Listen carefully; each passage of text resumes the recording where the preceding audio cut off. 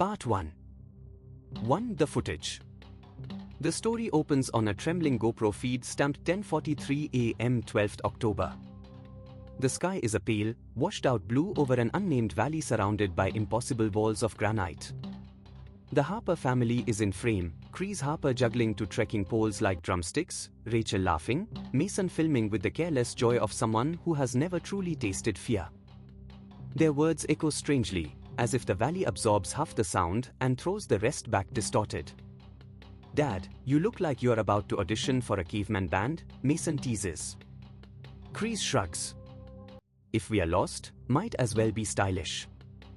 They are clearly somewhere off trail. The grass is too tall, the shadows too long for mid-morning. Purple flowers glow faintly at the base of the trees. Rachel tilts her head. "Do you hear that?" The microphone picks up something faint, like humming or wind being squeezed through a throat. Mason turns the camera toward the back wall of the valley. The lens zooms. A figure stands perfectly still at the base of the cliff, maybe 100 yards away. Tall. Thin. Clothes torn. The face, wrong. Eyes completely black, like oil poured into two deep sockets. And its mouth, open far too wide, stretching toward the ears as if the skin is ripping but somehow isn't. Chris whispers, "Is that someone injured?" Mason's breath stutters.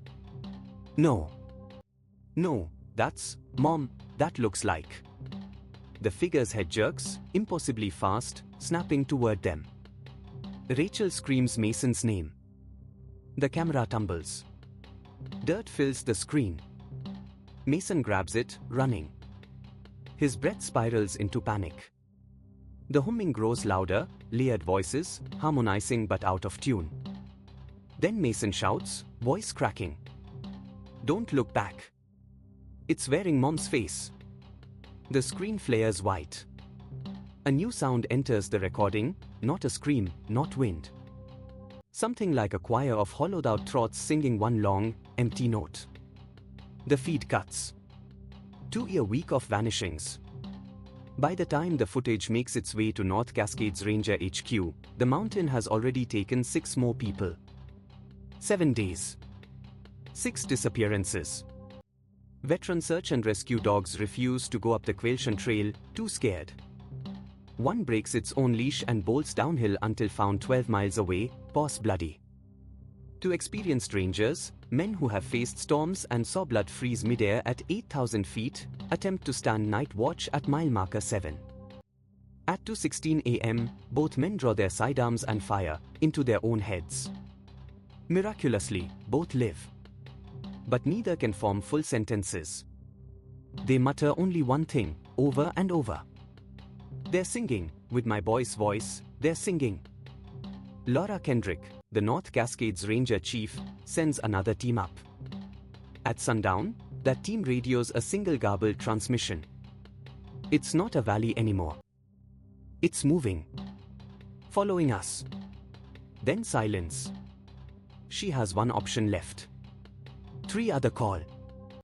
Nathan, Nate, Red Elk wakes to the vibration of his work phone at 3:07 a.m. He has slept barely 3 hours after a long night cooling off a domestic dispute on tribal land. He answers anyway. "Yeah. Red Elk." Laura's voice is shaking, though she tries to hide it. "Nate, I need you. Now." "Slow down, Chief. What's going on?" "We lost contact with the last rescue team. And we found something else." A pause. A valley that shouldn't exist. Nate sits up, heart tightening. "Where?" "Cascade Peak. Near the old granite split." "Nate, someone on that team mentioned a door. I remembered something Captain Blackbear told me years ago, about your grandmother." Maggie Red Elk. Every hair on Nate's arms lifts. No one outside the tribe should know that name. Not the real stories. "I'll be there," Nate says. For the legacy of Maggie Red Elk. Half an hour later, Nate is dressed in tribal police gear, but he feels anything but official. His hands shake as he unlocks the small steel safe bolted under his bed. Inside lies a deerskin bundle tied with red thread. He hasn't opened it since Maggie's funeral. He untees the thread slowly. Inside, a shard of black obsidian, palm-sized, shimmering with a faint internal glow like trapped fire. A small bone vial filled with grey-white powder, bear bone ash used by shamans for protection rituals. And a 1968 photograph, faded at the edges. The photo shows Maggie Red Elk at 22, standing before a jagged crack in a cliff wall. Her braid is long, dark, except for one streak of pure white running from crown to shoulder. Nate remembers the story she told only once, when he was 15. There are doors older than our people, Nathan. They open for blood. They open for song. And sometimes, they don't like to close. That night, Maggie had cried without sound. Now, Nate places the obsidian shard in his pocket, the bone vial in a chest pouch, and folds the photo carefully. He leaves his home knowing this is a path he might not return from. 5. The mountain gathers its storm. By the time Nate arrives at the ranger station, the sky over Cascade Peak is thick with low clouds. They move with an unsettling rhythm, as if being pushed from beneath. Captain Daniel Blackbear waits outside the HQ door, shoulders heavy, eyes darker than usual. The old man nods once. I told Kendrick to call you. You think it's what Maggie saw? Nate asks quietly. Blackbear's jaw tightens. I don't think, Nate. I know. They walk inside. Laura stands over a table covered in maps, GPS trackers, and the Harper footage paused on the frame of the black-eyed figure. Before we do anything, Nate says, show me the trailhead. Laura leads him outside to the ATV staging area. The forest beyond feels unnaturally silent. Not even wind stirs the pine needles. Last team entered at 4 yesterday, Laura explains. They didn't make it back. Nate, whatever is up there, it's not something we were trained for. Nate nods. I'll go alone. Blackbear snaps his gaze up. No. But Nate shakes his head. If what Maggie faced is waking again, this is tribal business. My business. The captain's eyes soften. I lost 3 officers to that mountain in 30 years. I won't lose Maggie's grandson too. You won't, Nate lies. 6. The threshold. Nate begins the ascent at 4:17 p.m., dangerously late. Sunset behind Cascade Peak always comes faster than the maps suggest. The mountain eats the light. The trail is steep, wet, tangled with roots. Every so often Nate hears something singing very faintly, like a broken flute. At mile marker 5, the temperature drops suddenly, 10 degrees in seconds. His breath smokes. The radio on his chest crackles to life with static shaped like words. Harper. Na, Dan. Nate freezes. His grandmother's voice whispers through the static. Don't look up, don't look back. He grips the obsidian shard. Maggie, he whispers. Grandma. But the radio dies. By the time he reaches the granite fissure, an angled split in the cliff wall known to the tribe as a forbidden threshold, the sun is a sliver of dying orange behind him. The air smells like metal. The space beyond the crack is dark, darker than the mountain's shadow should allow. A cold wind leaks from it, a constant exhale. The valley from the Harper footage rests beyond it. He steps through. 7. The valley that shouldn't exist. Space bends the moment Nate crosses the threshold. His ears pop violently.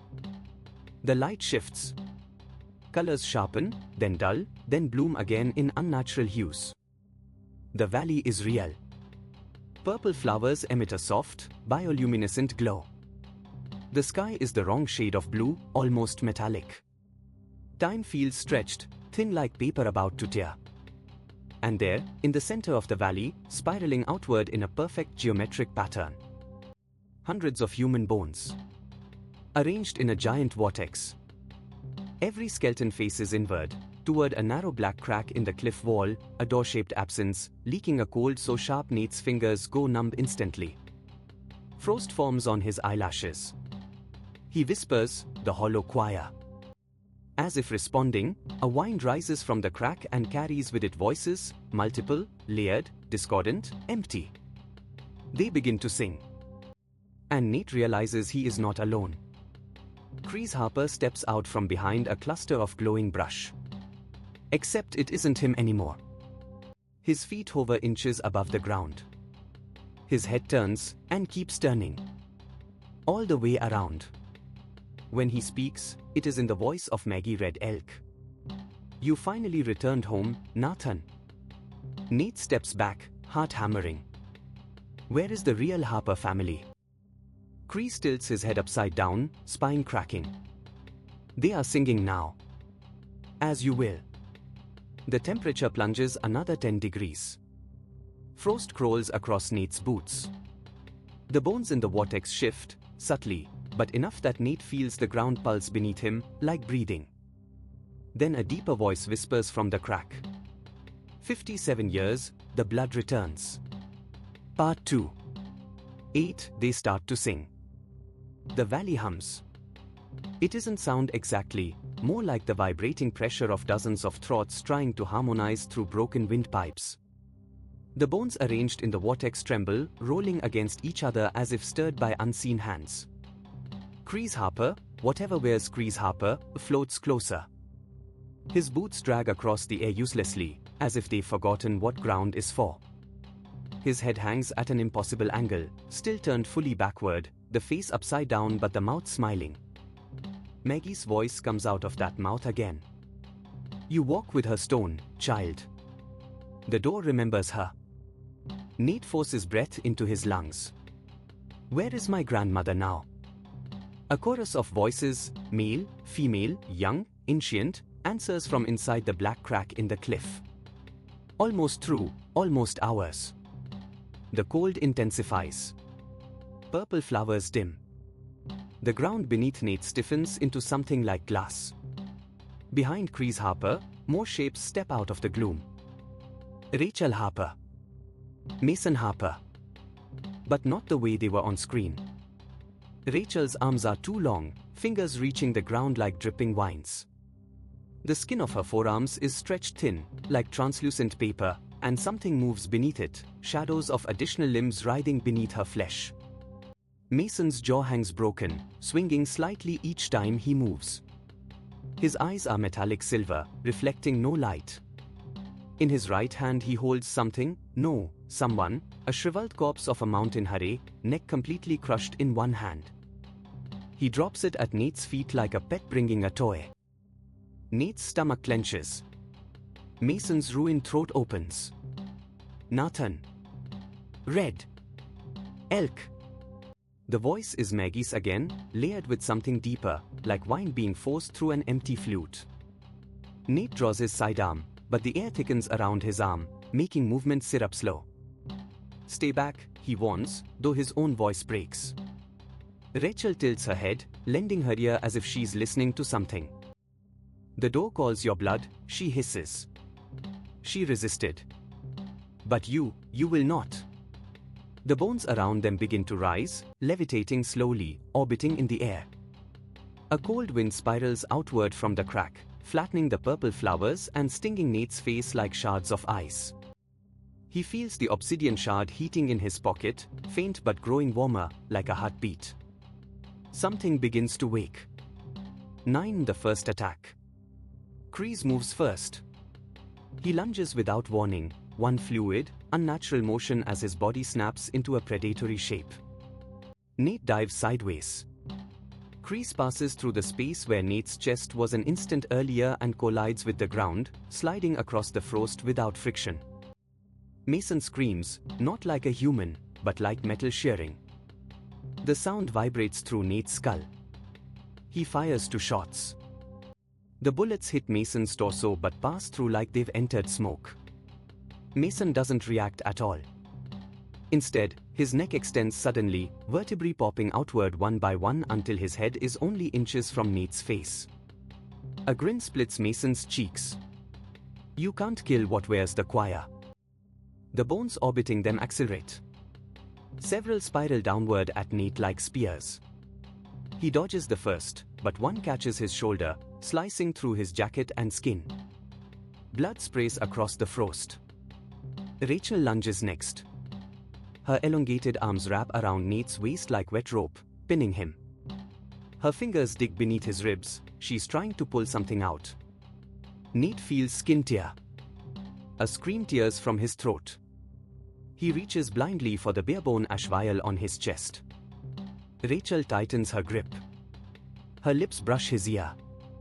Maggie begged, she whispers. Nate snarls and smashes the bone vial against her face. The ash erupts into pale smoke, an explosion of cold fire. Rachel shrieks and recoils. The smoke forms the shape of a massive figure for an instant, a warrior with antlers, snarling through centuries of dust, then collapses into drifting ash. Nate can breathe again. But the smoke only buys him moments. Then, dragged toward the door. Mason lunges again, grabbing Nate by the hair at the crown of his head. The pain is blinding. The world tilts violently as Mason drags him across the ground, Nate's scalp tearing. Warm blood trickles across his forehead. Nate tries to stand, but Mason is impossibly strong.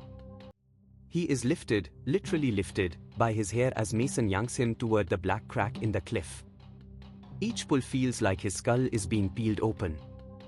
Kreese and Rachel follow, humming with the hollow choir's voices. The door pulses. Wine rose from within, smelling of old stone and endless cold. Bring him. 100 voices whisper. Blood for blood. Door for door. Nate claws at the ground, tearing skin from his fingers. He reaches for the obsidian with his free hand. But Mason's grip is iron. Nate's scalp tears again. White flares in his vision. He is pulled inches from the door when a voice whispers behind him, soft and trembling. Nathan. A woman's voice. His grandmother's. But not twisted, not layered, not hollow. Real. Warm. Maggie Red Elk stands behind him.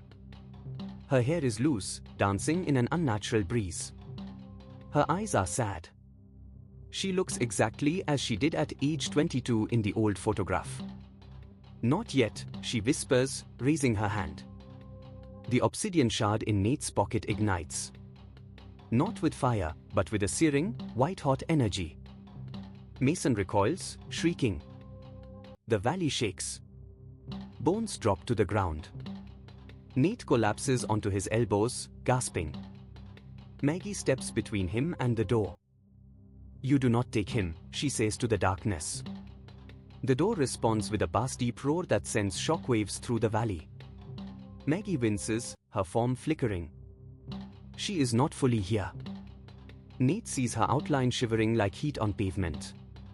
She turns to him, voice breaking. I can only hold them for a moment. Run. Nate gets to his feet, dizzy, blood dripping into his eyes. I'm not leaving you. You must. Her voice is desperate. They cannot have another red elk.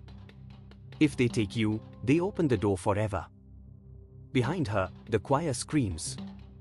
Kreese twists into a spined, insect-like silhouette. Rachel's arms elongate into spears. Mason's jaw splits into thirds. They prepare to charge. Maggie spreads her arms wide. Go! Nate runs. 11 The valley shifts. The landscape changes around him. The valley warps, lengthening, shrinking, folding in on itself like a crumpled map. Trees rearrange like chess pieces. Shadows stretch across the sky. The mountain tries to box him in. He sprints faster than he thought possible, forcing his lungs to work despite the cold stabbing into them. Branches whip his face. Roots claw at his ankles. The ground buckles, rising and falling like waves under a storm. He hears the hollow choir behind him, screaming, singing, calling his name in Maggie's voice. He stumbles toward the granite fissure. The exit. The threshold. A howl of wind hits him like a wall. The valley wants to keep him. His feet slip. He falls, sliding across ice, a slope of sudden frost that wasn't there before. The fissure shrinks in his vision, the opening narrowing like a closing eyelid. Not now, come on, come on. Nate roars and lunges again, fingers clawing at frozen rock. He pulls himself forward. The air pulses with Maggie's voice, distant now. Hurry, child. Behind him, the monsters sprint on all fours, distorting into predatory shapes that mimic human form only loosely. One leaps. Something hits Nate's back, claws steering into fabric. He drags himself the final foot and dives through the fissure. The world implodes with white light. 12 back on the mountain. Nate hits the ground outside the doorway, sliding through gravel and pine needles. Warm air rushes in, overwhelming after the valley's killing cold. Behind him, the granite fissure slams shut like a door of stone. The hollow choir screams from the other side, muffled but furious. Then silence. Nate lies there, chest heaving, staring at the sky through trembling hands. He tastes blood. When he touches the side of his head, he feels loose skin, his scalp torn open in places. Hair sticks to his fingers. The obsidian shard sizzles against his thigh, still hot. He forces himself to sit up. The forest is normal. Birds chirp. Snowmelt drips quietly from branches. The Quailshan trail lies exactly where it should have been. Except, there are footprints on the ground near him. Not human ones. Hoof-like. Elongated. Pressing 6 inches deep into hard soil. They circle the fissure. Fresh. Whatever followed him came close. Too close. Nate staggers to his feet, dizzy. His radio crackles to life. Tay? Nate? Do you copy? This is Ranger Kendrick. Laura's voice bursts through, panicked. Your signal disappeared for 4 hours, where the hell are you? 4 hours? Nate left before sunset. It should be less than 40 minutes. He checks his watch. The hands spin wildly, ticking backward. Maggie, he whispers. The mountains answer with cold silence. 13, the warning. Nate limps downhill, clutching his bleeding scalp, forcing himself through the pain toward the ranger station. But halfway down the trail, something makes him stop. A low hum, barely audible. He turns slowly. The fissure is gone. The cliff wall is smooth. But the rock pulses once, like a heartbeat. A whisper follows, so faint he can't tell if it's real. We are not finished, Nathan. The wind shakes the pines. Nate continues down the trail, breath shallow, every instinct screaming that the mountain has not let him go. It has simply paused. Part 3. 14. The return to Quailshan. Snow begins falling before Nate reaches the ranger outpost, flakes drifting sideways in a strangely steady wind. The trees groan under the weight, as if the forest itself is bracing for something. Laura Kendrick bursts out the door the moment Nate limps into view. Oh my God, Nate! She rushes toward him, grabbing his arms. Sit down, you are bleeding, what happened up there? Nate's legs almost buckle. Don't touch my head. They tore out. I don't know how much. He winces, feeling the raw wounds along his scalp. Laura's eyes widen. Who did this? The Harpers. Did you find any of them? They're dead, Nate answers. Or worse than dead. The choir is using them. Laura frowns, trying to make sense of it. Nate, slow down. What choir? Nate looks past her toward the silhouette of Cascade Peak, rising like a black blade against the clouded sky. The hollow choir, he says softly. The ones our elders warned about. The ones who almost took my grandmother when she was 22. Laura's face drains of color. And they tried to take you, too. They still are, Nate breathes. And I think they're angry. As if summoned by the words, the radio clip to Laura's belt screams with static, followed by a faint chorus, distant, distorted, and layered with dozens of voices. Nate's blood runs cold. The voices are singing. Laura rips off the radio, horror on her face. What frequency is that? Nate exhales shakily. Not one you want to answer. The lights inside the outpost flicker. A dull rumble shakes the ground. Then another. Laura looks up sharply. Earthquake? Nate shakes his head. No. The door is opening. 15, the last team. Captain Daniel Blackbear arrives minutes later with 2 additional tribal officers. His snow-soaked coat hangs heavily on his shoulders, and his face is lined with grim exhaustion. But when he sees Nate, he stops dead. Your hair, Daniel whispers. The left side of Nate's head, once dark, has turned completely white from the root down. And his left eye. The iris is now silver-gray, metallic, reflective. Like the choir's. Nate touches it. Side effects. Daniel swallows. Your grandmother had it too. That same look. After she came back. Nate stiffens. Did she ever say how long it lasted? Until the day she died, Daniel answers. Nate nods slowly. He had suspected as much. Laura steps forward. Captain, we have seismic spikes under Cascade Peak. It started minutes ago. Something is happening under the summit. Daniel turns to Nate. Is it them? Yes. And can we stop it? Nate hesitates. Then shakes his head. Only one person can.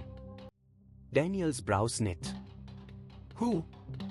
Nate breathes hard. A red elk. 16 back through the throat of the mountain. They climb. All 5 of them, Nate, Daniel, Laura, and 2 tribal officers, trudge through thickening snow and rising wind. The mountain thrums beneath their boots, vibrating like a living thing. Halfway up, one of the officers, Harris, freezes in his tracks. Nate, do you hear that? The others stop. From somewhere deep inside the granite cliffs, a faint melody rises, beautiful, almost hypnotic. A lullaby. Nate's chest constricts. It's Maggie's voice. Laura whispers, is that your grandmother? No, Nate says hoarsely, it's the choir using her. Harris takes a step toward the cliff. Daniel grabs him. Don't listen to it. But Harris' eyes glaze. His lips part. They're singing my daughter's voice, he murmurs. She used to hum this when I tucked her in. Nate lunges and slaps Harris across the face. The man gasps, clarity snapping back. Jesus, oh God, thanks. They press on. By the time they reach the fissure, the air is freezing enough to burn exposed skin. The sound of distant singing seeps from the stone like leaking water. The fissure, previously sealed, is now cracked open again. Wider than before. Pulsing. Breathing. Nate unslings his rifle. If anything comes through, aim for the shadows, not the bodies. The bodies aren't them. Laura shivers. You are going in there again? Nate nods. Daniel grips his shoulder. Nathan. You barely made it out last time. Let us go with you. Nate forces a weak smile. If you do, you won't come back. The mountain groans. Snow whips around them like a cyclone. Nate steps toward the fissure. Daniel stops him, holding out something wrapped in deerskin. Nate recognizes it instantly. His grandmother's ceremonial knife. Bone handle. Obsidian blade. The one Maggie used in 1968. She meant for you to have this, Daniel says. Nate's throat tightens. He nods and takes it. I'll finish what she started. And then he steps through the fissure. Alone. 17. The spiral valley collapses. The valley is dying. The glowing purple flowers are shriveling into ash. Bones fall from the sky as if gravity has reversed. The air is a freezing fog that clings to skin like hovering fingers. Worse, the door is wider. Much wider. What had been a crack is now a jagged opening tall enough for 5 men to walk through. Beyond it lies nothing but blackness, shifting, breathing, filled with flickering movements. The Harpers stand before the door, rigid, broken mannequins waiting for a master's command. And behind them, the choir sings. Maggie's voice weaves through the melody. Nate's heart twists painfully. He takes a shaky step forward. "Grandma," he calls out softly. "I'm here." The singing stops. The Harpers turn toward him in perfect unison, as if pulled by a single string. Their mouths open. Black smoke pours out. "Nathan Red Elk," they speak in Margaret's voice. "Come home." Nate grips the obsidian knife. "No." The choir screams. 18. The price of blood. The ground splits open beneath Nate's feet. He falls to one knee as massive gusts of cold wind blast outward from the door. Mason Harper charges first, jaw splitting open into a 3-part mouth. Nate barely dodges, slashing with the obsidian blade. The blade tears across Mason's chest, the first attack that actually works. Mason shrieks, an inhuman, ear-tearing noise. Black ichor sprays from the wound. Kreese lunges next, body distorting like a spider unfolding its legs. Nate rolls, stabbing upward, cutting through tendons that shouldn't exist. Rachel's arms extend like spears, one pierces Nate's shoulder clean through. He screams and twists, slicing her arm off at the joint. It falls to the ground, still twitching. The choir roars. Nate staggers back, bleeding heavily, barely able to stand. The door pulls him forward with invisible force, dragging him across bones and ice. He digs the knife into the ground. But the pull grows stronger. Maggie's voice rises above the choir. "Nathan, do not step across. Once you do, you cannot return." Nate's tears freeze on his cheeks. "You did it in 1968, he whispers. "You survived." "No," her voice trembles. "I never came back, child. Only a piece of me did. They held the rest." Nate sobs. "I can end it." A pause. Then a soft whisper, breaking. "I know. And I love you." The whine stops. The valley goes silent. Then, slowly, Maggie Red Elk steps out from behind the door. She is whole. Human. Beautiful. Sad. But her feet do not touch the ground. "Nathan," she says gently. "Let me finish this for our family." Nate shakes his head violently. "No. They want me. I'm the last Red Elk. I have to be the one." Maggie smiles sadly. "No, child. I already stepped through once. The bond is already there. It must be me." Nate's breath catches. "No. Please. I can't lose you again." Her form flickers, losing cohesion. "They will take you, Nathan. And once they do, they will never stop." She places a hand on his cheek. "You live. That is my choice." She leans close. "Close the door." And then, before Nate can grab her, she steps backward. Half of her body crosses the threshold. The valley erupts in screams. The fissure begins to collapse. The door shudders violently, slamming like a massive stone gate. Maggie smiles at him one last time. "Tell them I didn't run." The door snaps shut. A sound like a magnitude 6 earthquake detonates through the valley. Ground fractures. Cliffs collapse. The entire valley begins to sink. Nate is thrown backward, hitting the ice hard. He forces himself to run, limping, bleeding, toward the fissure as the landscape collapses behind him. He dives through just as the entire valley implodes into white light. 19. Lake Margaret. 10 minutes later, the valley is gone. In its place sits a newly formed glacial lake, clear, blue, eerily calm. Steam rises from its surface as if the earth is exhaling. Daniel, Laura, and the officers stare at Nate as he crawls from the snow, every inch of him shaking. Daniel kneels beside him. Nate, where's your grandmother? Nate stares at the newborn lake. His voice cracks. She closed it. Laura puts a hand over her mouth, tears filling her eyes. The water stills. A single bubble rises from deep below. Then another. The lake settles. And the mountain finally breathes out. 20. Epilogue. 8 months later. Nate lives alone now in a small cabin on the edge of the Nooksack reservation. His hair, once black, is divided starkly in two. The left half is pure white. His left eye remains silver gray, reflecting things that aren't always there. Every night, he dreams of the valley. Of purple flowers. Of bones falling from the sky. Of a woman with hair like moonlight stepping backward through a door she swore she would never enter again. One night in early spring, his email pings. No sender. No subject. Just a single video file. Shaking, Nate clicks play. The footage is underwater, clear, bright, filmed from above a deep, silent lake. A shadow moves. Slowly. Gracefully. A woman's figure rises into view beneath the ice. Maggie